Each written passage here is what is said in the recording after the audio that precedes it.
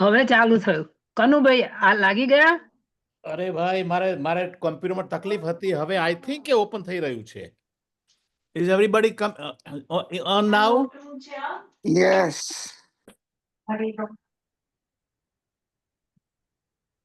ઓમ સહનાવવતુ સહનૌ ભુનક્તુ સહ વીર્યં કરવાવહૈ તેજસ્વિનાવધીતમસ્તુ મા વિદ્વિષાવહૈ. ઓમ શાંતિ શાંતિ શાંતિ. બધાને જય શ્રી કૃષ્ણ. આપણે 15મો અધ્યાય પૂરો કરીને હવે 16મા અધ્યાયમાં દાખલ થઈ રહ્યા છીએ. મેં પહેલા પણ જે વાત કરી છે એ પ્રમાણે let me just C recording on છે. Stop થયું. ચાલુ છે. તો હવે આપણે મેં વાત કરી કે 15 અધ્યાય સુધી પરમાત્માએ અર્જુનને ખરેખર તત્વ જ્ઞાન આપ્યું અને ત્યાર પછીના જે અધ્યાયો છે બાકીના એ અધ્યાયો છે વ્યવહારિક જ્ઞાન. હવે જ્ઞાનને જ્યાં સુધી વ્યવહારમાં ઉતારવામાં ન આવે, જ્યાં સુધી આપણા જીવનની અંદર આપણા વર્તનમાં પરિવર્તન ન થાય તો એ જ્ઞાનનો કોઈ અર્થ નથી.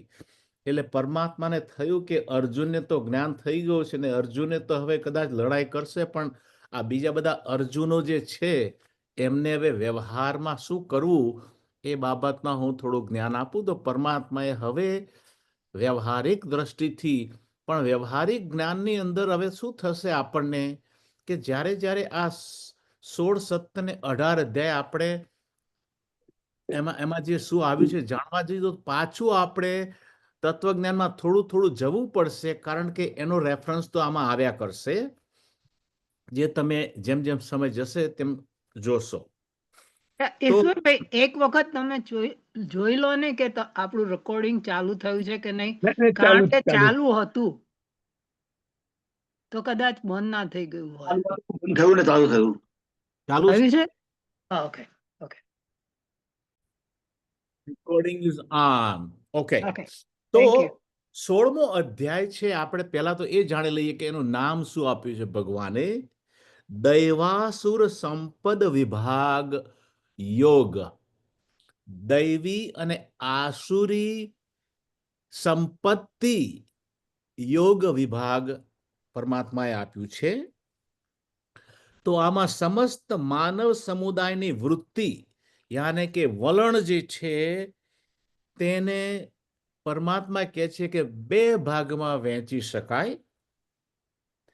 એક તો દૈવી પ્રકૃતિ અને એક આસુરી પ્રકૃતિ.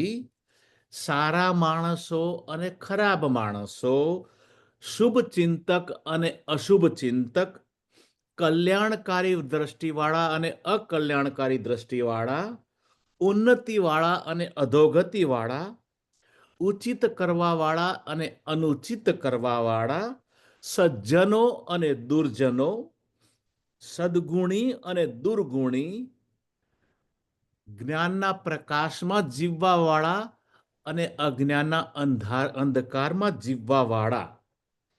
તો આ જે સંસાર છે એ આ જે વૃત્તિઓ છે એનું મિક્સચર છે.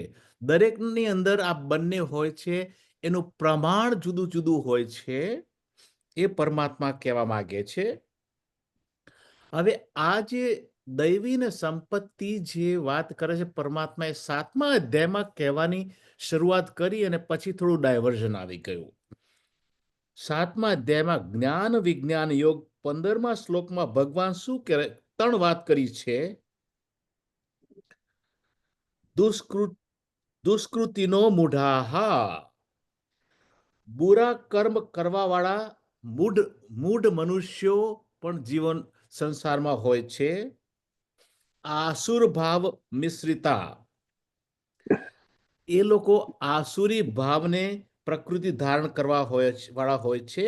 અને બીજા હોય છે મામ ન પ્રપન્નતે, મારું ભજન જે કરતા નથી તે. આ બધા લોકોને એ વખતે પરમાત્માએ એ વખતે વાત કરી હતી. અને આ 15મા શ્લોકમાં કે 16મા પરમાત્માએ પછી શું કહ્યું છે કે સુકૃતિનઃ મમ ભજન્તે, પુણ્યકર્મી લોકો મારું ભજન કરે છે. આવું 7મા અધ્યાયમાં કહ્યું. હવે 9મા અધ્યાયમાં પાછું ફરી એકવાર મેન્શન થયું છે. રાજવિદ્યા ગુહ વિદ્યા યોગ એના 12મા શ્લોકમાં રાક્ષસી માસુરી ચૈવ પ્રકૃતિ મોહિની શ્રિતા. મોહિની શ્રિતા, મોહિની આશ્રિતા, બેઝિકલી મોહિનીથી આશ્રિત. આસુરી એટલે કે રાક્ષસી સંપત્તિ વાળા અવિવેકી મનુષ્યો મોહ પમાડનાર પ્રકૃતિને આધીન છે, આશ્રિત આધીન છે. હવે 13મા શ્લોકની અંદર એવું પરમાત્મા કહે છે, દૈવી પ્રકૃતિ માશ્રિતમ, જે દૈવી પ્રકૃતિ વાળા છે એ મારે આશ્રિત છે અને મારું ભજન કરે છે. હવે આ દરમિયાન વાતો થતી એમાં 10મા અધ્યાયમાં ભગવાને કહ્યું છે વિભૂતિ યોગ 10મો અધ્યાય જે છે અને 10 ને 11 એકમાં પરમાત્માનું જે અર્જુનના પ્રશ્નો ઉપરથી એમનું વિભૂતિ રૂપ જાણવાની ઈચ્છા થઈ એટલે પરમાત્માએ આ વાત બાજુમાં મૂકી અને એમની જુદી જુદી વિભૂતિઓનું વર્ણન કર્યું. અને વિભૂતિઓનું વર્ણન કરતા કરતા પાછું અર્જુને પરમાત્માને 11માં એવું કે પ્રભુ, હવે જો તમે આટલું બધું કહો છો કે તમે પર્વત છો, તમે નદી છો, તમે નાગ છો, બધું જ છો, તો હવે મારે એ આપનું ખરેખર વિશ્વરૂપનું દર્શન કરવું છે. એટલે પાછું પરમાત્માએ અર્જુનની ઈચ્છાને આધીન થઈને વિશ્વરૂપ દર્શન બતાવ્યું અને પછી 12માની અંદર ભક્તના લક્ષણોનો પછી એનું વર્ણન આવી ગયું. અને એમ કરતા કરતા કરતા તત્વજ્ઞાની વાત આગળ ચાલીને 15મા અધ્યાયમાં આવતા આવતા હવે પછી સંપૂર્ણ તત્વજ્ઞાન પૂરું થયું ત્યારે અર્જુનને પરમાત્માએ કહ્યું કે હે અર્જુન, વાસ્તવમાં તો આ જગતની અંદર તારા સેલ્ફ, ધ રિયલ સચ્ચિદાનંદ સ્વરૂપ જે તારું છે એના સિવાય બીજી કોઈ વસ્તુનું અસ્તિત્વ નથી. અને એટલી વાત અર્જુનના મનમાં બેસાડી અર્જુન પછી યુદ્ધ માટેની તૈયારી બતાવી. એટલે પરમાત્માએ પછી 17મા અધ્યાયથી બધા પ્રશ્નો શાંત પડ્યા એટલે પછી પરમાત્માએ એમની રીતે વ્યવહારિક જ્ઞાન આપવાની શરૂઆત કરી. હવે એ અહીંયા આપણે જોઈએ છીએ. તો આ અધ્યાયની શરૂઆત કરીએ એ પહેલા થોડુંક ડિલે થાય તો માફ કરશો, પણ થોડાક સામાન્ય વપરાતા શબ્દો જે છે આપણે એનો ભાવાર્થ પહેલા તો સમજી લઈએ. આપણે ઘણી વખત વાત કરી છે કે હિન્દુ કલ્ચર, ક્રિશ્ચિયન કલ્ચર, મુસ્લિમ કલ્ચર, જૈન કલ્ચર, બધું એ જે વાત કરીએ છીએ તો પ્રશ્ન થાય કે ભાઈ what is culture after all. Culture એને સંસ્કૃતમાં લેવા જાવ તો એનું નામ છે સંસ્કૃતિ. તો આ કલ્ચર અને સંસ્કૃતિ શું છે? કલ્ચરની વ્યાખ્યા કરવી સહેલી નથી. સ્વામી ચિન્મયાનંદના લેક્ચરમાંથી કે કલ્ચરની વ્યાખ્યા કરવી સહેલી નથી. કલ્ચર એટલે કે સંસ્કાર, એનો ઉછેર, સંવર્ધન, આ બધું કલ્ચરની હેડિંગમાં આવી જાય છે. તો એકોર્ડિંગ ટુ સ્વામી ચિન્મયાનંદ, જ્યારે માણસોનો મોટો સમુદાય એટલે કે એક મોટો સમાજ લાંબા સમય સુધી એક ભૌગોલિક વિસ્તારમાં જીવન જીવે છે ત્યારે એક પ્રકારની અનોખી જીવન પદ્ધતિ, એની સુવાસ એમાંથી આવે છે અને એ જીવન પદ્ધતિને સંસ્કાર, સંસ્કૃતિ અથવા તો કલ્ચર તરીકે ઓળખવામાં આવે છે. આવું સ્વામી ચિન્મયાનંદનું કલ્ચર વિશેનું એમનું અભિપ્રાય છે. સંસ્કૃતમાં કલ્ચરને સંસ્કૃતિ કહે છે. હવે સંસ્કૃતિને આપણે છૂટું પાડીએ સમકૃતિ. કૃતિ એટલે કે કર્તવ્યને કૃતિ, કૃતિ એટલે કર્તવ્ય. What is to be done, જે કર્મ કરીએ છીએ એ કૃતિ. સમ, સંસ્કૃતિ એટલે સમકૃતિ. સમ means done very well, done wisely, done intellectually. જે સારી રીતે કરવામાં આવતી કૃતિ એને સંસ્કૃતિ કહેવામાં આવે છે. હવે આ સંસ્કૃતિ એવી વસ્તુ છે કે એ ભણેલાઓનો વારસો છે એવું નથી. ઘણી વખતે ભણેલા માણસો પણ અસંસ્કૃત હોઈ શકે અને ઘણી વખતે અભણ માણસો પણ ખરેખર એ સંસ્કૃત હોઈ શકે. તો આ જે પ્રકૃતિ છે ઇટ ઇઝ લાઈક અ કાચી ધાતુ છે. એને તમે રિફાઇન્ડ કરો તો શુદ્ધ થઈ શકે અને વધારે એની અંદર અશુદ્ધિઓ મેળવો તો એ અશુદ્ધ થઈ શકે. તો આપણે જે કૃતિ, જે કર્મ છે એના જે 3 સ્વરૂપો એ આપણા શાસ્ત્રોમાં વર્ણવેલા છે. એક જે છે પ્રકૃતિ. આ 3 વસ્તુ આપણે સમજી લઈએ. પ્રકૃતિ સહજ રીતે થતું કર્મ, આવેગથી થતું કર્મ. બધા જ પ્રાણીઓ, મનુષ્ય પણ એક પ્રાણી છે, એ કહે છે કે બધા જ પ્રાણીઓની અંદર એક જ પ્રકારની પ્રકૃતિ હોય છે. સહજ કર્મ. ભૂખ લાગી છે એટલે આપણે જમ્યા, આ સહજ કર્મ થઈ ગયું. તરસ લાગી છે, પાણી પીધું, સહજ કર્મ થઈ ગયું. એ કેવું છે કે એક આવેગથી થાય છે એને સહજ. એટલે મોટા ભાગના જે પ્રાણીઓ છે એ હંમેશા આ વર્ગમાં આવે છે. They act by their nature, એટલે કે સહજ રીતે. કે કૂતરાને કોઈ પૂંછડી પકડે તો બચકું ભરી જાય, એટલે કે એમની સહજ પ્રકૃતિ છે. હવે આ સહજ પ્રકૃતિની પાછળ મનુષ્યની અંદર, પ્રાણીની અંદર 4 જુદા જુદા આવેગો હોય છે અથવા તો અર્જીસ હોય છે. એના કારણે આ પ્રકૃતિ મનુષ્ય ધરાવે છે. દરેક પ્રાણીઓની અંદર આ 4 પ્રકૃતિઓ હાજર છે. આહાર, નિદ્રા, ભય અને મિથુન અથવા તો કામ અથવા તો the desire for propagation of their વંશ, જે વંશ વેલો વધારવાની જે કામના ભાવ છે તે દરેક પ્રાણીઓની અંદર આ હોય છે. મનુષ્યને ભગવાને એક વિશિષ્ટ પ્રાણી બનાવી અને એક 5મી વસ્તુ મનુષ્યને આપી છે જે બીજા કોઈ પ્રાણીઓને નથી આપી અને જેનું નામ છે વિવેક બુદ્ધિ. તો આ સૃષ્ટિનો સરતાજ જે મનુષ્ય છે એને આહાર, નિદ્રા, ભય અને કામ ઉપરાંત વિવેક બુદ્ધિ પરમાત્માએ પ્રદાન કરી છે. એને કારણે, વિવેક બુદ્ધિના કારણે પરમાત્માએ એને એક જાતની ફ્રીડમ આપી છે. આપણે વિચાર કરીએ તો પ્રાણીઓ જે છે, પહેલા પણ આપણે વાત કરી હતી કે પંખીઓ 500 વર્ષ પહેલા જે માળો બાંધતા હતા એ માળો આજ પણ એ જ ટાઈપનો માળો બાંધીને એમાં જીવે છે.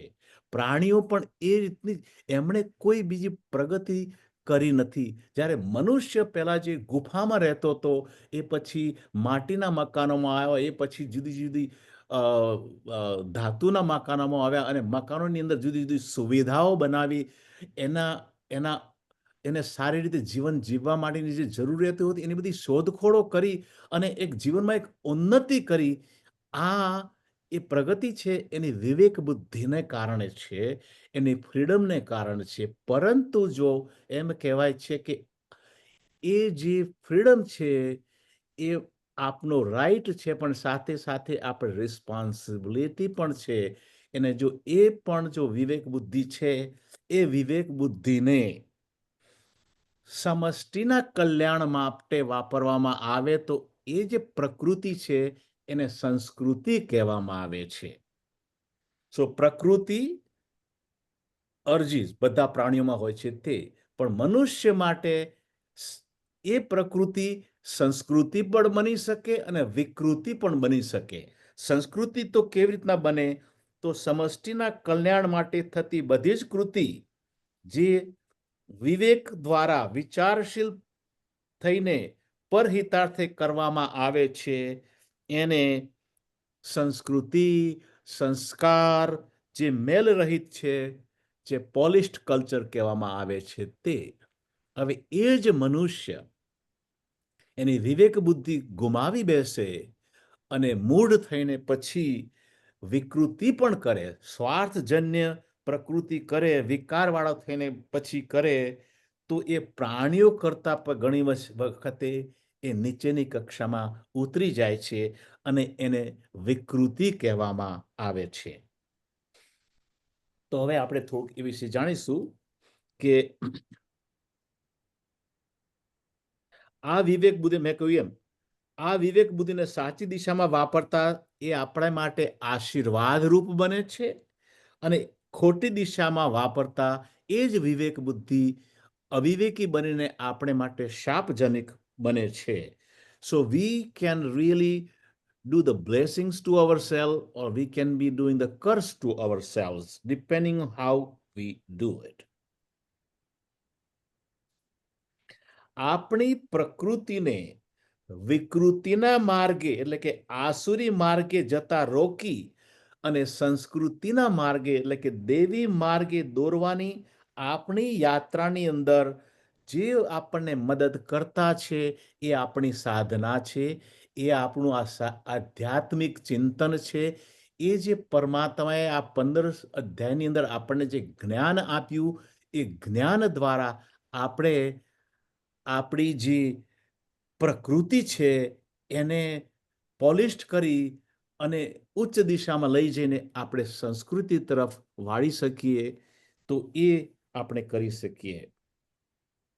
સંસ્કૃતિ એટલે કે દૈવી સંપત્તિ ધરાવતો જે વર્ગ સમાજમાં છે એને કમાઉ દીકરો કહે છે અને જે વિકૃતિ એટલે કે રાક્ષસી જે પ્રકૃતિ ધરાવતો જે વર્ગ છે એને કુમારે ગયેલો, વંઠી ગયેલો દીકરો અથવા તો કોઈ પણ જાતની કમાણી ના કરવા વાળો ભટકતો દીકરો ગણવામાં આવે છે. સેલ્ફ અનફોલ્ડમેન્ટમાં તમે ચેપ્ટર વાંચશો તો એક ચેપ્ટર છે એક્શન્સમાં છે, એમાં 3 વિભાગ તમે જોશો તો એ સેલ્ફ અનફોલ્ડ એમાં 3 બતાવ્યા છે. એક તો labourer, worker and the person of achievement. હવે આ પ્રકૃતિની અંદર પણ ખરેખર વિભાગ પાડીએ તો દૈવી પ્રકૃતિ કે જે પર્સન ઓફ અચીવમેન્ટમાં આવે છે, જે સ્વામી ચિન્મયાનંદે સેલ્ફ અનફોલ્ડમેન્ટ ડિસ્ક્રાઇબ કર્યું છે. પછી આવે છે માનુષી સંપત્તિ, જે ખરેખર વર્કર્સમાં આવે છે, અને આસુરી સંપત્તિ એ ખરેખર લેબરર્સમાં આવે છે. આ રીતના એ ગણે છે. હવે આપણે એક વાત સમજી લઈએ કે મૂળભૂત એક સત્ય એ છે કે સંસારમાં જન્મેલો પ્રત્યેક મનુષ્ય પોતાની અંદર એક બીજ રૂપે દૈવી સંપત્તિ લઈને જન્મેલ છે, પરંતુ આ દૈવી સંપત્તિ પ્રકૃતિની અશુદ્ધિઓને કારણે ઢંકાઈ જાય છે અને સાધનાના માર્ગ દ્વારા એનાથી એનું વિશુદ્ધિકરણ થાય છે, એની ઉપર પ્રકાશ પાડી શકાય છે, એ શક્ય છે. 16મા અધ્યાય સુધી હજુ આપણે દાખલ થયા નથી, પણ 16મા અધ્યાયનો 5મો શ્લોક છે. એમાં પરમાત્માએ શું કહ્યું છે એ અહીંયા આપણને જરા સમજી લઈએ. પરમાત્મા 5મા શ્લોકમાં કહે છે 16મા અધ્યાયના, હે અર્જુન, દૈવી સંપત્તિ એ મુક્તિ યાને કે મોક્ષ માટે અને આસુરી સંપત્તિ એટલે કે બંધન માટે, એક છે સંન્યાસી માટે અને એક છે સંસારી માટે, એવું માનવામાં આવે છે. હે અર્જુન, તું દૈવી સંપત્તિ લઈને જન્મેલ છે, માટે તું શોક ન કર. આ 16મા નો 5મો શ્લોક છે, એનું ડાયરેક્ટ ટ્રાન્સલેશન. પરમાત્મા અર્જુનને એક વિશ્વાસ આપે છે, અને એ વસ્તુ પણ આપણે શાસ્ત્રોમાં જોઈ છે કે રત્નાકર જેવો ખરાબ કર્મ કરવાવાળો જો બાળવટીયો એને નારદ મુનિનો સંપર્ક થવાથી એમના તરફથી જ્ઞાન મળવાથી જો વાલ્મીકી ઋષિ બની જતો હોય, રત્નાકર ટુ વાલ્મીકી ઋષિ ટ્રાન્સફોર્મેશન, જે અસુરી સંપત્તિવાળો દૈવી સંપત્તિમાં પહોંચી ગયો. અંગુલીમાલનું પણ આપણે જોયું છે કે અંગુલીમાલનો દાખલો છે કે એમાં ભાગવતની અંદર આવે છે કે એણે નારાયણ નારાયણ નારાયણ કરતા કરતા એ નારાયણનો ભક્ત બની ગયો છે. તો આવા આશ્વાસન અને શ્રદ્ધા દ્વારા પરમાત્મા 16મા અધ્યાયની શરૂઆત કરી રહ્યા છે. હવે પરમાત્મા બીજું એ પણ કહે છે આપણે બધાને માટે કે જેઓ દૈવી માર્ગે છે તેમણે આસુરી માર્ગે ચાલવાવાળા વ્યક્તિઓનો કદી પણ તિરસ્કાર ન કરવો જોઈએ. પ્રેમપૂર્વક એમની સાથે બને એટલો પ્રયત્ન કરીને એમને દૈવી માર્ગે, આસુરી માર્ગથી દૈવી માર્ગે વાળવા માટે પ્રયત્ન કરવો જોઈએ. એ પણ એક દૈવી સંપત્તિનો ગુણ છે કે આસુરી સંપત્તિ પ્રત્યે દ્વેષભાવ ન રાખતા એને દૈવી સંપત્તિ માટે પ્રેરણા આપી. મહાભારતની અંદર એમ કહેવાય છે કે ભગવાન કૃષ્ણ, વ્યાસ અને યુધિષ્ઠિરે દુર્યોધન, દુશાસન એ વગેરેને કોઈ દિવસે તિરસ્કાર નથી કર્યો. એમને વારંવાર શાસ્ત્ર સંમત જીવન જીવવા માટેની પ્રેરણા આપવા માટે ખૂબ પ્રયત્ન કર્યો છે. અને જે મહાભારતનું યુદ્ધ હતું એ તો ખરેખર તો ધ લાસ્ટ પેલું શમ દમ દામ અને દંડ, શમ દમ અને એ બધું પતી ગયું પછી એમને દંડનું જ્યારે સમય આવ્યો ત્યારે પરમાત્માએ મહાભારતના યુદ્ધની વાત કરી છે. પણ આ પહેલા જે 3 પ્રયત્નો હતા એમને સત્કર્મના માર્ગે વાળવા માટે એ પરમાત્માએ કર્યા હતા. એટલે કે શાસ્ત્રની અંદર એક તો વિધિ એટલે કે આજ્ઞા છે કે કઈ વસ્તુ કરવા લાયક છે અને બીજી વસ્તુ નિષેધ છે કે કઈ વસ્તુ do's and don'ts is basically the theme of 16th chapter. શું કરવું જોઈએ અને શું ન કરવું જોઈએ અને શું ન કરવું જોઈએ એવું કરવાથી શું આપણને નુકસાન થાય છે, આ પરમાત્મા આપણને સમજાવવા માટે પ્રયત્ન કરે છે. તો 16મા અધ્યાયની શરૂઆત પહેલા 3 શ્લોકની અંદર 26 દૈવી સંપત્તિના જુદા જુદા નામોનું લિસ્ટ પરમાત્માએ બતાવ્યું છે. તો હવે 16માં આપણે એન્ટર થઈ એ પહેલા 16મા અધ્યાય વિશે થોડું જાણી લઈએ કે એની અંદર 24 શ્લોકો છે. એનું નામ તો આપણે દૈવાસુર સંપત્તિ યોગ વિભાગ એ જાણી લીધું આપણે. એના થીમ, એના મુખ્ય મુદ્દા કયા છે? તો પહેલા 1 થી 5 શ્લોકમાં ફળ સહિત દૈવી અને આસુરી સંપત્તિનું કથન પહેલા 5 શ્લોકમાં પરમાત્માએ આ કર્યું છે.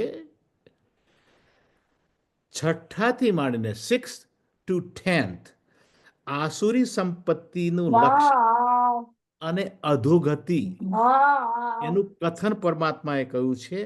અને 21 થી 24ની અંદર શાસ્ત્ર વિપરીત એટલે કે આસુરી સંમતિ છોડવાની અને શાસ્ત્ર સંમત આચરણ કરવાની પ્રેરણા આપી છે પરમાત્માએ. હવે આ કુરુક્ષેત્રનું જે યુદ્ધ થયું આપણે હમણાં હાલ જ વાત કરી. કુરુક્ષેત્રના યુદ્ધની વિશેષતા એ છે કે એ એક રૂપક છે. This is a symbolic presentation. ઘણા જે માણસો સમજુ નથી, ઘણી વખત ક્રિશ્ચિયાનિટી આપણા બાળકોને સ્કૂલમાં ઘણી વખતે ટીકા થાય છે કે તમારી ભગવદ્ ગીતા એ તો હિંસાનો એમ કે લડાઈનો શાસ્ત્ર છે. આ એક ખોટી, it is an symbolic presentation. એ વસ્તુ આપણે જ્યાં સુધી ન સમજીએ ત્યાં સુધી આપણા બાળકોને પણ આપણે સાચું જ્ઞાન નહીં આપી શકીએ. વાય ઇટ ઇઝ સિમ્બોલિક, એક રૂપક તરીકે કેમ છે તો એ આપણે સમજીએ કે કુરુક્ષેત્રનું સરનામું, જે જગ્યાએ કુરુક્ષેત્રનું યુદ્ધ થયું હતું, ધી એડ્રેસ, ધ લોકેશન, કુરુક્ષેત્રનું સરનામું એ પ્રત્યેક વ્યક્તિનું ચિત્ત છે. ઇટ ઇઝ ઇન અવર અંતઃકરણ. ચિત્ત એટલે કે અંતઃકરણનો એક ભાગ છે. મન, બુદ્ધિ, ચિત્ત, અહંકરણ આપણે જોઈ લઈએ કે અંતઃકરણના 4 ભાગ છે. તો આ કુરુક્ષેત્રનું સરનામું પ્રત્યેક માનવીનું ચિત્ત છે આ ચિત્તની અંદર જીવનભર નિરંતર સદ અને અસદ વૃત્તિઓ વચ્ચે કાયમી યુદ્ધ થતું રહે છે. આ જે મહાભારતનું યુદ્ધ હતું તે તો 18 દિવસ છે. આ યુદ્ધ છે તો જીવન પર્યંતનું યુદ્ધ છે. એટલા માટે પરમાત્મા આપણને આ જ્ઞાન આપી રહ્યા છે. દૈવી સંપત્તિ જે આપણે જે વાત કરી, તો દૈવી શબ્દ ક્યાંથી આવ્યો? તો દિવ ધાતુ એની ઉપરથી બન્યું. દિવ એટલે પ્રકાશવું, પ્રકાશમાન કરવું. શાનો પ્રકાશ? જ્ઞાનનો પ્રકાશ. એટલે દૈવી સંપત્તિ એટલે કે અંતઃકરણની એક પ્રકાશમય જ્ઞાનમય સ્થિતિ, આને દૈવી સંપત્તિ કહે છે. આપણા અંતઃકરણની પ્રકાશમય અને જ્ઞાનમય સ્થિતિ એ દૈવી સંપત્તિ છે. આસુરી સંપત્તિ એટલે કે અંતઃકરણની અંધકારમય અથવા તો અજ્ઞાનમય પ્રકૃતિ, એને આસુરી પ્રકૃતિ કહે છે.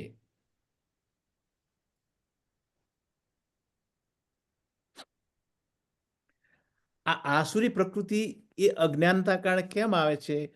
Not knowing who we really are. Who am I? One is a વ્યવહારિક I or relative I, and one is a paramarthik I or the real I. We do not know who our real I nature, so we always act on our vyavaharik or a relative I level, which is not the Sachidananda Swarup, which is a vyavaharik or relative I. આસુરી અજ્ઞાન અંધકાર એટલે કે કેવળ હુંનું જ્ઞાન. આ સંસારમાં, સમાજમાં, કુટુંબમાં હું એકલો જ છું, આ બધું જ મારે માટે છે, બધું જ હું કરું છું, બીજા કોઈની મને પરવા નથી. આવું અહંકાર કેન્દ્રિત સ્વઅર્થી વલણ એટલે આસુરી સંપત્તિ. દૈવી સંપત્તિવાળો જ્ઞાનના પ્રકાશમાં આખી સૃષ્ટિને આઈની અંદર સમાવેશ કરે છે. એ પોતાના હુંનો વિસ્તાર કરે છે. 13મા અધ્યાયના 27મા શ્લોકમાં પરમાત્માએ શું એક વાત કરી છે? આપણે આજે પરમાત્માની એ વખતની વાતો હવે આપણે સમજી લઈએ કે આત્મવત સર્વભૂતેષુ ય પશ્યંતિ સપશ્યંતિ, ય પશ્યંતિ સપશ્યંતિ. સર્વ પ્રાણીઓની અંદર સમભાવથી પોતાને, માય સેલ્ફ, પોતાને જુએ છે, તે જ સાચું જુએ છે, તે જ સાચો દ્રષ્ટા છે. ધેટ ઇઝ વોટ પરમાત્મા સેડ ધેર. અને એ જ વસ્તુનું છેક સુધી પરમાત્માએ આ 15 અધ્યાયની અંદર એનું એ જ એક યા બીજી રીતે આપણને સમજાવવા માટે પ્રયત્ન કર્યો છે. તો આપણા હૃદયને વિશાળ બનાવ્યા સિવાય અને મનને ઉદાર બનાવ્યા સિવાય માનવી બીજાને અપનાવી કે સ્વીકારી શકતો નથી. એના માટે મનના વિચારો ઉમદા હોવા જોઈએ અને તમારું હૃદય વિશાળ હોવું જોઈએ. તો જ દરેકને તમે આઈ તરીકે સ્વીકારી શકો. આ એક ખરેખર જરૂરિયાત વસ્તુ છે. અમારી મેડિકલની ડૉક્ટરોની ભાષામાં કહો તો હૃદય મોટું થવું એક મોટો રોગ છે. You have to see a cardiologist to fix. કોઈ કે મારું હૃદય પહોળું થાય છે, તો એ ખરાબ રોગ છે. પણ આધ્યાત્મમાં હૃદય મોટું થવું એ ખૂબ જરૂરી છે. આધ્યાત્મમાં મોટું હૃદય એ દૈવી સંપત્તિ છે.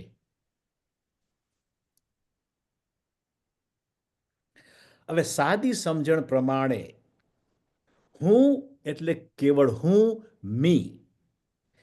આસુરી, સ્વાર્થી, અહંકારી વ્યક્તિ. દૈવી સંપત્તિમાં શું આવે છે? હું તો એની અંદર આવી જ જાય છે. હુંનો કોઈ દિવસે બાકાત કરવાનો. હું, તું અને તે. હું, તું એટલે કે મારા સિવાયની આ સમષ્ટિમાં જે બધી વસ્તુ અસ્તિત્વ ધરાવે છે તે, અને તે સચ્ચિદાનંદ સ્વરૂપ કે જે સૌથી ઉચ્ચ મૂળ છે, ઉર્ધ મૂલમ સચ્ચિદાનંદ સ્વરૂપ, હું, તું અને તે, એટલે કે દૈવી સંપત્તિ, દૈવી વિચાર, નિસ્વાર્થ ભાવના, નિરહંકારી ભાવના. જ્યારે હુંનો લોપ થાય છે, એટલે કે હુંનો જ્યારે વિનાશ થાય છે, તો ખરેખર વિનાશ નથી થતો, પરંતુ એનો વિસ્તાર થાય છે અને આગળ જતા હું પણ સમષ્ટિની અંદર સમાઈ જાય છે, ભળી જાય છે. તો સૃષ્ટિ એટલે શું? વ્યક્તિ વત્તા સમષ્ટિ એટલે સૃષ્ટિ. વ્યક્તિગત ભાવથી શરૂ થયેલી આપણી આ યાત્રાને સમષ્ટિ ભાવની દિશામાં હંમેશા ચાલુ રાખવી એટલે દૈવી જીવનની સાધના. આ વસ્તુ આપણે જાણી લઈએ. તો હવે આપણે 16મો અધ્યાય છે, એના પહેલા 5 શ્લોકો છે એ આપણે વાંચીશું અને એની અંદરથી થોડુંક હવે આપણું ડિસ્કશન ચાલુ કરીશું. સમય તો સારો લેવાઈ ગયો છે, પણ 16મા અધ્યાયમાં પરમાત્મા શ્રી ભગવાન ઉવાચ અભયમ સત્વ સંશુદ્ધિર જ્ઞાન યોગ વ્યવસ્થિતિ દાનમ યજ્ઞશ્ચ સ્વાધ્યાયસ્તપ આર્જવમ.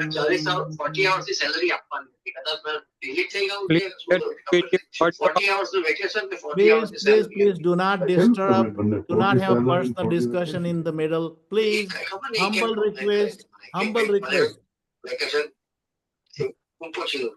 Ahimsa satyam akrodhas त्याग शांतिर अपरिच्युतम दया भूतेषु आर्दवम हिर अचापलम तेज क्षमा धृतिः शौचम अद्रोहो नातिमानिता भवन्ति संपदं दैवीम् अभिजातस्य Bharat. Okay, so mental coverage amukno add thayelu. Please everybody set your audio off. Next question is can you stop talking? Whosoever is mental talking, coverage please don't talk. Vision coverage આપણે deduct નથી કરતા, બરોબર? Jayrambhai don't talk please. Same thing Damini બેન નું નથી કરતા, right? Vision coverage PPO ને પેલો બંને, right? Right. પછી I just want Jayrambhai do not talk. CKF નું તો બરોબર છે. મીના બેન નું એડ થયું છે, હોટેલ મીના નું એડ થયેલો છે. Don't know how to tell him. Nitin employee PPO, Nitin Kumar ના એમ્પ્લોય PPO એડ થયો છે. Right. એક મિનિટ, hold on. Okay. You are disturbing, Jayarambhai, you are disturbing the discussion. Please don't do this. Jayarambhai. Sorry, I had to do this. Okay. दम्भो दर्पोऽभिमानश्च क्रोधपारुष्य एव च अज्ञानञ्चाभिजातस्य पार्थ सम्पदमासुरीम्. પછી હવે 5મો જે મેં કહ્યું હતું તે દૈવી સંપત્તિ મોક્ષાય, દૈવી સંપત્તિ મોક્ષ આપે છે. નિબંધાસુરી મતા, મારે મતે આસુરી સંપત્તિ એ બંધન કરતા છે.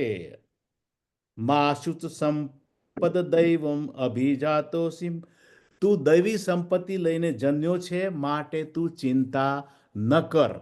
આવું પરમાત્મા અર્જુનને સાંત્વન આપે છે. અને હવે જે પહેલા 3 શ્લોકોમાં 26 લક્ષણનું પરમાત્માએ વર્ણન કર્યું છે દૈવી સંપત્તિના, એ હું ક્વિકલી આપને નામ બોલી જાઉં છું.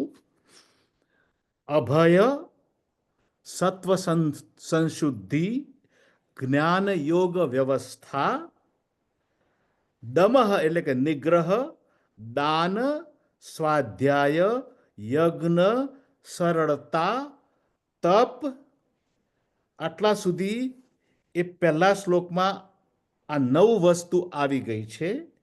પછી બીજા શ્લોકની અંદર અહિંસા, સત્ય, અક્રોધ, ત્યાગ, શાંતિ,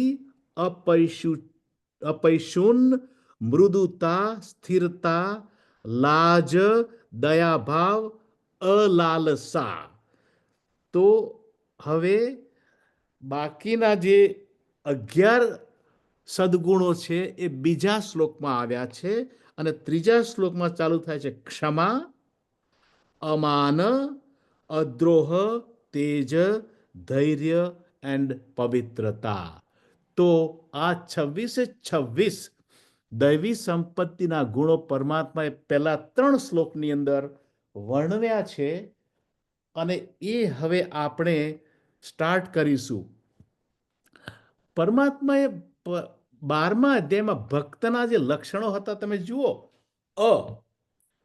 જે ભક્તના લક્ષણો છે ને એમાં કહ્યું છે અદ્વેષ્ટા સર્વભૂતાના, અદ્વેષ, જે દ્વેષ નથી કરતો તે. હવે સંપત્તિના ગુણોની વાત કરી છે, દૈવી ગુણોની વાત કરી તો એ પાછું સ્ટાર્ટ થાય છે અભયતા.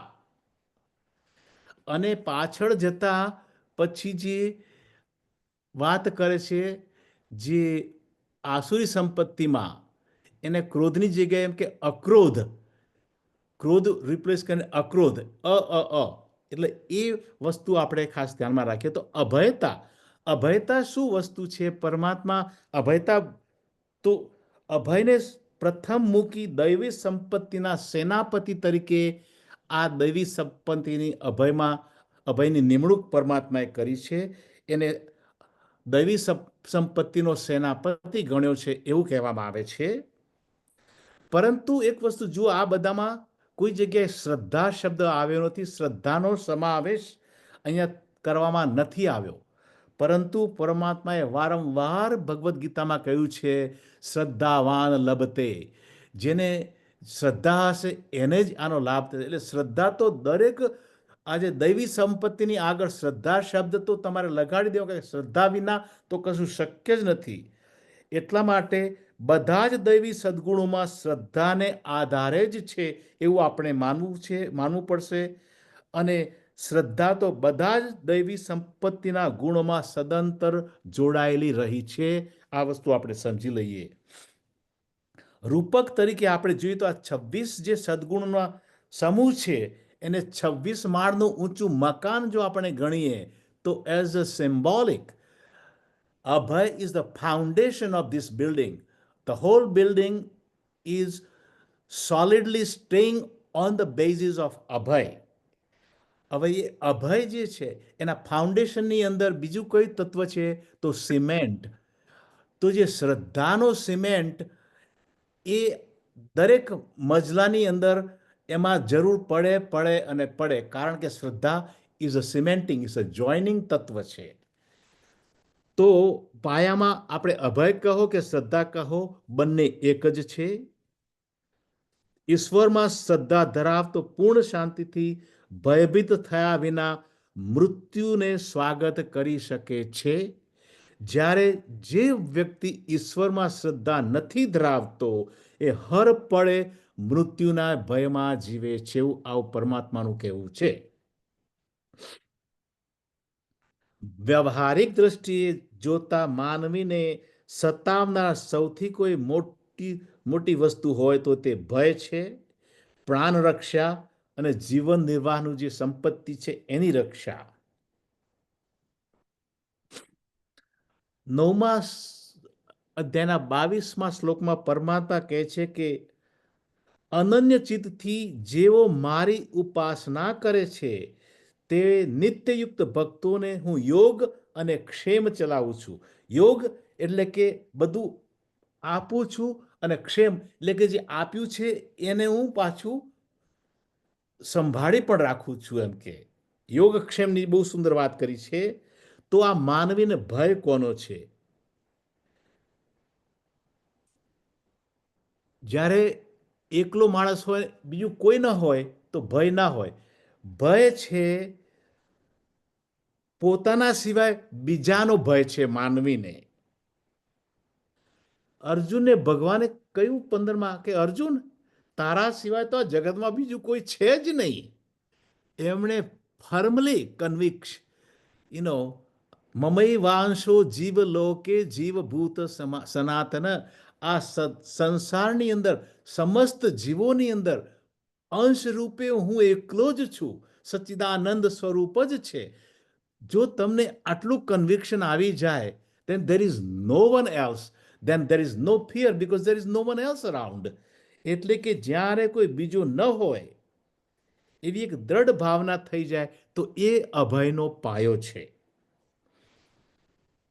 ભય આપણને કેમ આવે છે? તો સામાન્ય વસ્તુ, આપણું મન કે કંઈક અનિષ્ટ થશે, કોન્સ્ટન્ટલી કંઈક અનિષ્ટ થશે, કંઈક અનિષ્ટ થશે. એક તો એ ચિંતા, અને બીજી ચિંતા કે એ અનિષ્ટ થશે, એના માટે મારે એ અનિષ્ટથી બચવાનું, એ નિવારણ, એના સોલ્યુશનનો મારી પાસે કોઈ જવાબ નથી. આ બે વસ્તુના કારણે આપણને ભય થતો હોય છે. ભય બે જગ્યાએથી આવે છે, બહારથી અને અંદરથી. બહારથી તો કોણ? આપણે રસ્તામાં ચાલતા કોઈ મને ગન મારી દેશે, કોઈ મને ચપ્પુ મારી દેશે, કોઈ અથવા તો જંગલમાં ફરતા કોઈક વાઘ મને આવીને મારી નાખશે. આ બહારથી આવતા ભય છે. પછી એક બીજો એક બહારથી આવતો ભય છે આપણી આદતો.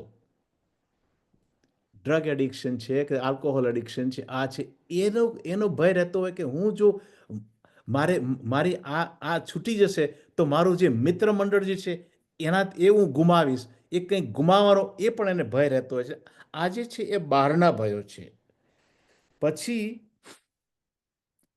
એટલે કે આ બંને જે ભયો છે એને ખરેખર રાજસિક અને તામસિક ભય કહે છે.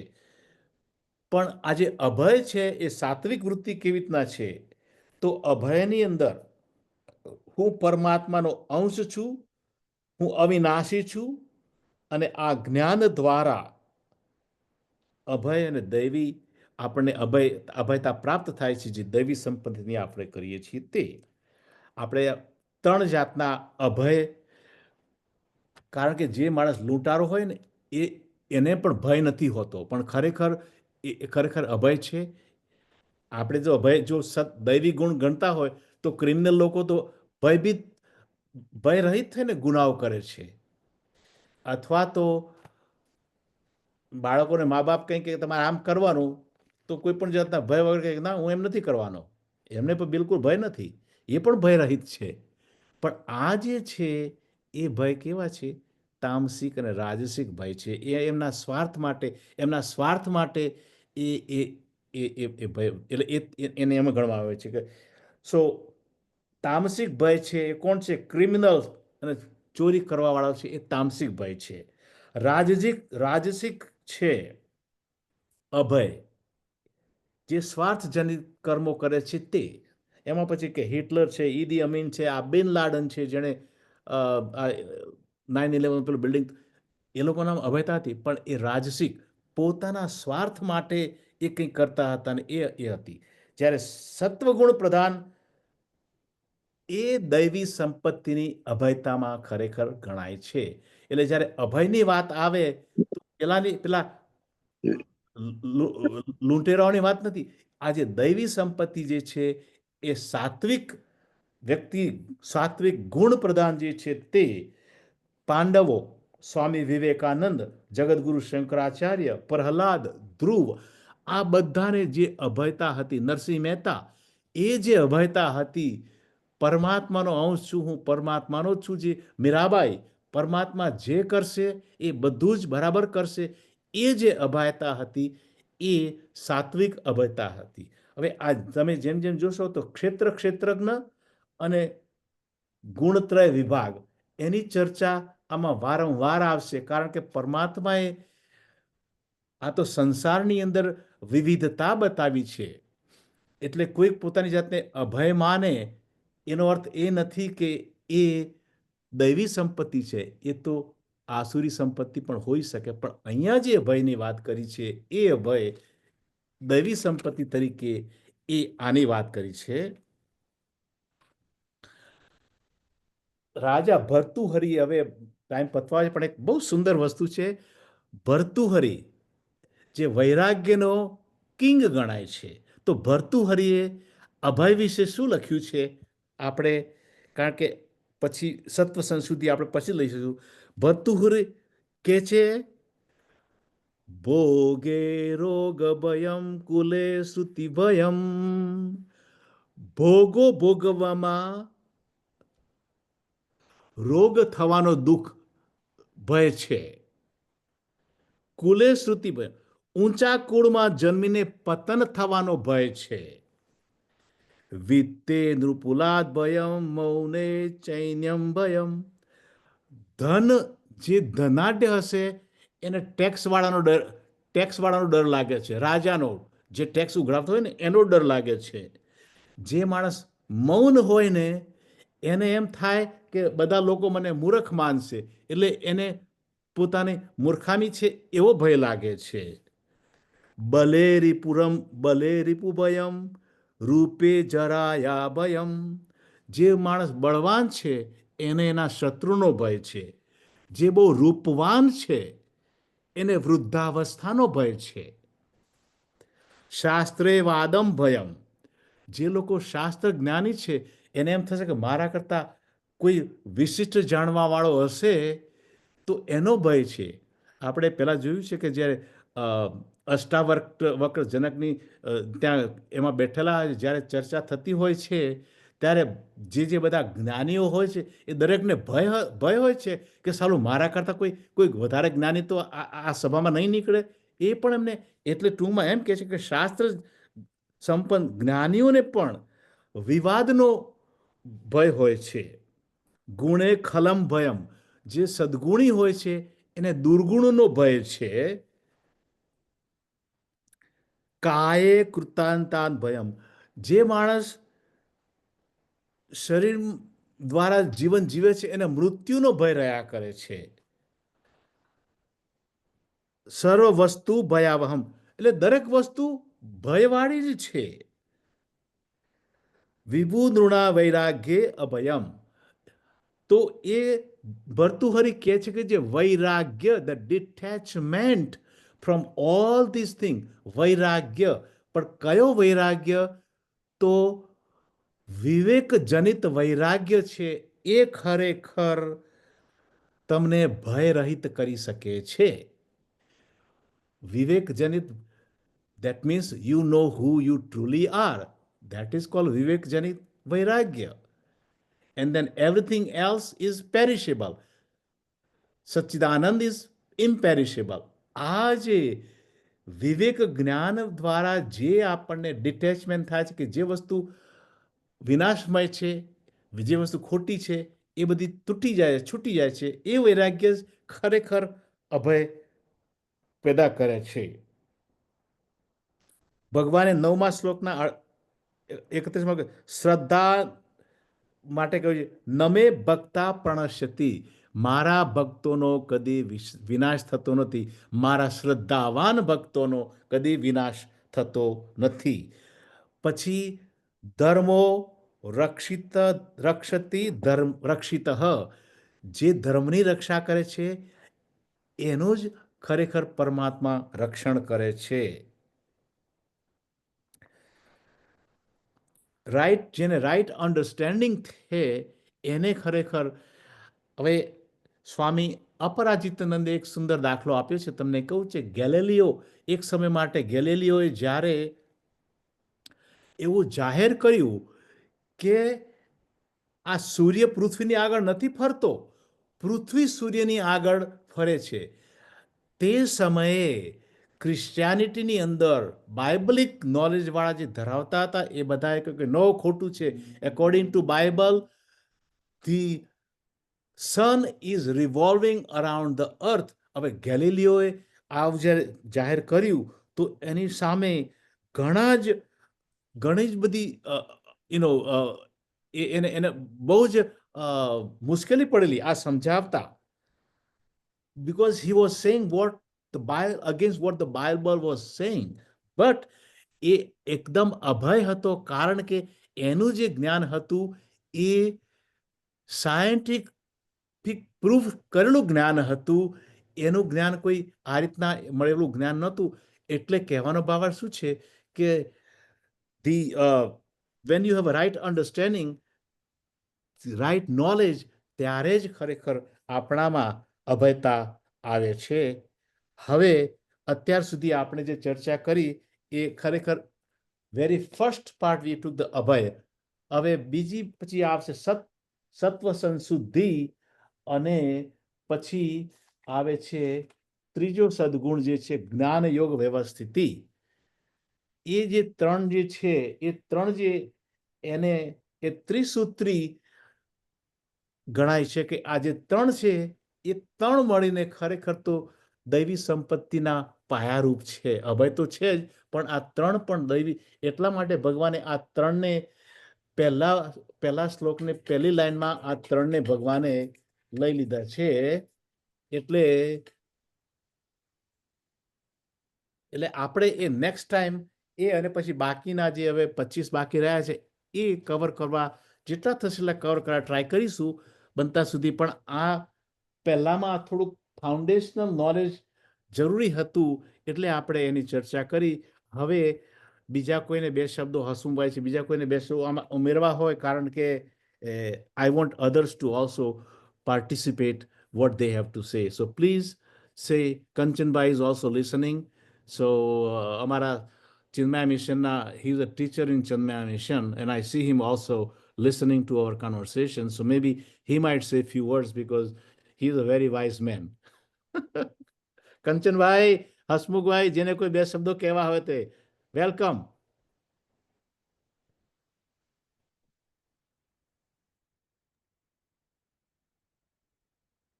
Kanchan, you want to say a few words? We cannot hear you. તમારે અનમ્યુટ કરવું પડશે.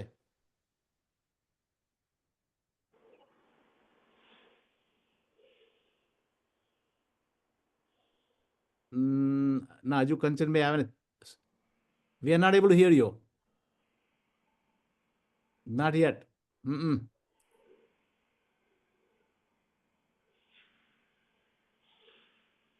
ઓલરાઈટ, હસમુભાઈ તમારે ચાલો કંચનભાઈ પ્રયત્ન કરી દો. હસમુભાઈ તમારે બે શબ્દો કહેવા તો આમાં કંઈ એડ કરવા જેવું so that we can okay હું ચાલુ કરું છું.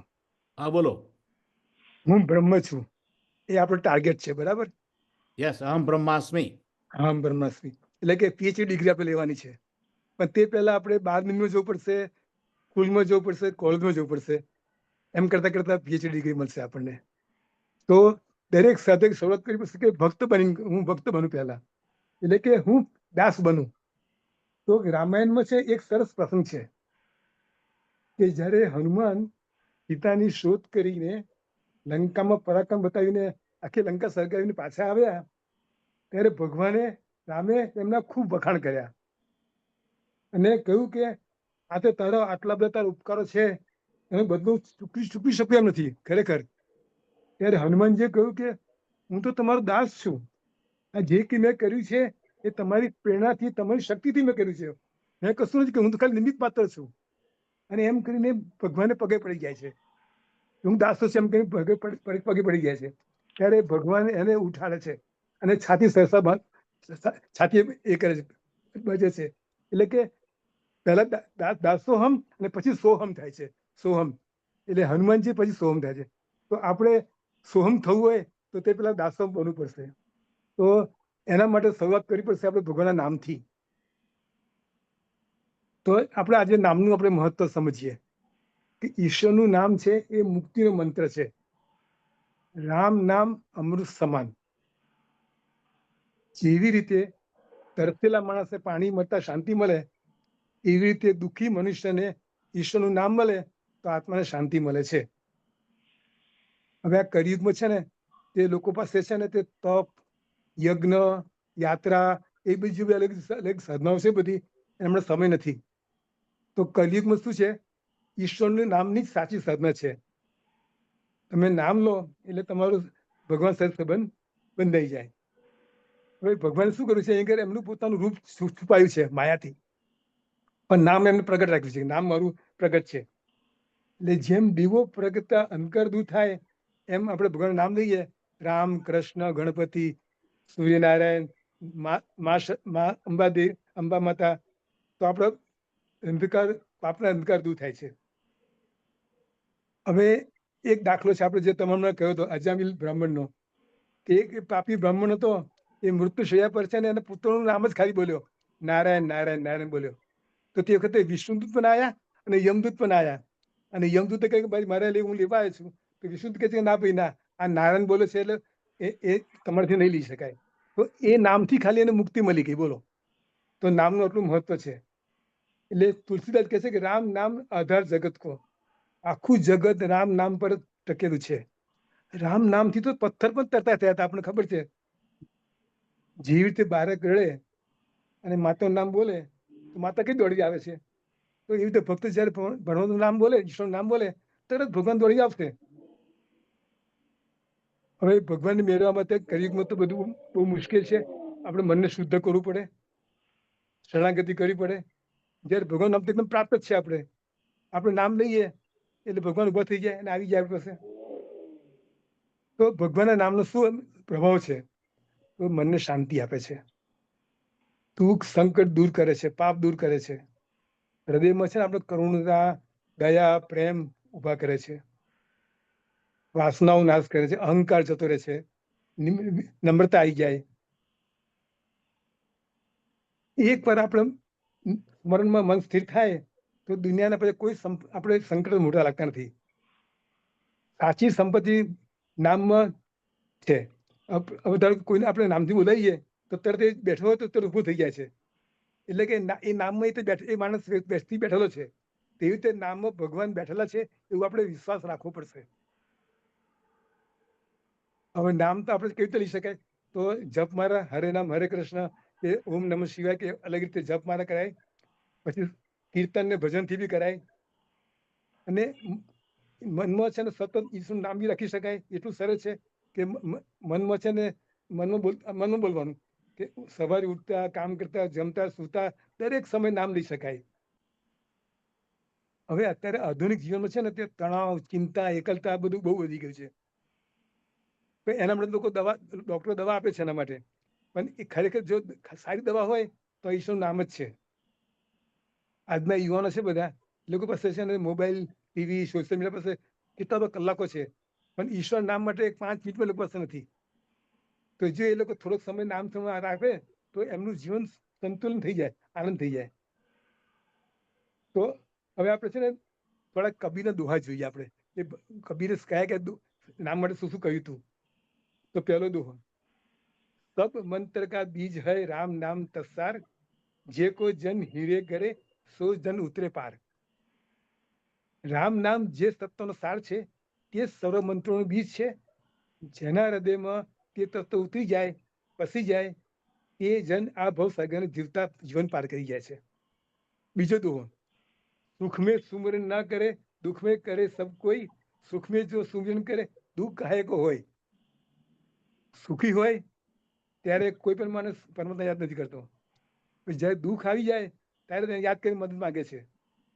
પરંતુ જો સુખમાં તેને યાદ કરી સદબુદ્ધિ વિચારી જો વર્તે ધારો કે, તો પછી દુઃખ એને આવે જ ક્યાંથી? ત્રીજો દોહો, जितने तारे जगन में है इतने शत्रु હોય, કૃપા હોય શ્રી રામ કી તો બાલ ન બાંકો હોય. આસમાનમાં જેટલા તારા હોય એટલા તારા શત્રુ હોય, દુશ્મન હોય, છતાં પણ જો તારું ચિત્ત રામના સ્મરણમાં લાગેલું હશે તો તારા શત્રુ તારો વાંક પણ વાંકો નહીં કરી શકે. ને છેક છેલ્લો દોહો, સહકામી સુવન કરે પાવી ઉત્તમ ધામ, નિષ્કામી સુવન કરે પાવી અવિચર ધામ. આપણે બદલાની આશાથી આપણે ભગવાન નામ દઈએ તો ભગવાન આપણે જે માગણી હોય તે આપશે જ આપણને, પણ એ જે આપશે એ વિનાશી હશે. પણ જો નિષ્કામ ભાવે જો આપણે ભગવાન નામ દઈશું આપણે, તો આપણે અવિચર પદ મળશે આપણને. તો ચાલો આપણે અંતે આપણે ભગવાન નામ દઈએ, હરે રામ રામ રામ હરે હરે, હરે કૃષ્ણ કૃષ્ણ કૃષ્ણ હરે. હરે હરે મીન્સ કે જે દુઃખ છે બધા એ ભગવાન લઈ લેશે એમ. આ મંત્ર એટલે મંત્ર આપણે આ મંત્રમાં છે શાંતિ છે. એટલે આ મંત્ર આપણે છે ને તે ગમે ત્યારે ગમે તે વખતે બોલી શકાય. ઇવન મંત્રથી છે ને તે ગંદકી પણ દૂર થઈ જતી. આપણે કોઈ ધારો કે ટોયલેટમાં બોલીશું આપણે નામ તો પણ એ ગંદકી દૂર થઈ જશે, એમાં બી ચાલે. તો ચાલો આપણે ઈશ્વર નામના આપણે આધાર બનીએ. જય શ્રી કૃષ્ણ. Thank you. જય શ્રી કૃષ્ણ. હવે before we end this meeting tonight, આવતો બુધવાર એટલે કે આપણું નવું વર્ષ છે, એટલે મને એમ લાગે છે કે આપણે બધા નવા વર્ષની અંદર આપણા જે સોશિયલ પ્રોગ્રામ હશે, મંદિરમાં જવું, સગાવાલાને મળવું, સગાવાલાના ફોન કરવા, એમાં બિઝી હોઈશું. એટલે મારી દ્રષ્ટિએ આવતો બુધવાર આપણે બંધ રાખી અને 2 વીક પછી જે બુધવાર આવે છે એ વખતે આપણું આ ડિસ્કશન રિઝ્યુમ કરીશું એવી મારી ઈચ્છા છે. તો બધા બરાબર લાગે છે બધાને? તો બધાને શુભેચ્છાઓ અત્યારથી આપી એડવાન્સમાં. બધા સુખી નિરોગી રહે, આનંદમાં રહે બધાને. ઓકે, અત્યારે એડવાન્સમાં happy new year. Dr. A.K. Patel, you covered the introduction very well. Only thing I would add to it is connection between the previous chapters. So how did this chapter come about? That's one thing you think about. After 15 chapters describing God's role, and it describes Jiva, Paramatma, and Jagat. How did 16th chapter came about? The root of that chapter goes back to the trigonometric property of every living being or everything in nature. Sattva, Rajas, and Tamas. So you could divide every animal, everything divided into 2 parts. Sattvic part and Rajasic, Tamasic part. Sattvic part is Devic part. Tamasic and Rajasic part, Asuric part. The whole idea is to give us that how do you develop from your Rajasic and Tamasic characteristics, or we need 2 towards Sattva. So the 26 qualities given, that's what you have to work on. It is your duty to work on those properties, those qualities, to improve yourself from where you are to where you move up, to become from Asur to Deva. Once you reach the Devic state, then you actually think. First was Abhaya. Abhaya, most common fear is what? Most common fear everybody has is death. Attachment to this body is the most strongest attachment in the body. You say you become Vairagi, means you give up all the attachment. All that attachment, give it up in life, except death, the body. When body attachment goes, you are really Nirbhay. You are really Vairagi. Now, Vairagi usually, Vairagi had 3-4 types. Most common Vairagi we see every day is Smashan Vairagya. When somebody dies, everything is mithya, we give it away. Second is Prasuti Vairagya. When you are pregnant first time, this is the last baby. I don't want any more babies anymore. This is Prasuti Vairagya. Third Vairagya is Alabdha Vairagya. When you are trying to go for grapes, like the animal looking for grapes too high, I cannot get it. Oh, I don't want it. That's third Vairagya. The real Vairagya is what comes after the Vivek. When you are right Vivek is developed, that Vairagya is permanent Vairagya. Remaining 3 Vairagya are temporary. They come, go. Within no time, you lose that. So the temporary Vairagya, that's what we always do. Oh, I don't want this one. But it comes back again. The attachment is still strong. When attachment to the body goes away, attachment to sansar goes away, you become true Vairagya. And so then and there you develop Abhaya. When there is only me alone is there, me and God, there is nobody other than God, true Abhay happens. Because of Dvaitism, Bhay happens. If Duality. There is no Bhay. Oh, got it. Other than me around, other than me, me and my part goes away, ego goes away, Abhay develops. So there's the first quality, it's very important quality to develop. And you develop 26 qualities, you develop any one, you move up from your Tamasic to Rajasic property. So your whole chapter, message is move up from Prani Shastra, from animal intensity to Devic intensity. Devi, absolutely. That's the only thing I have to say. Thank you. Thank you.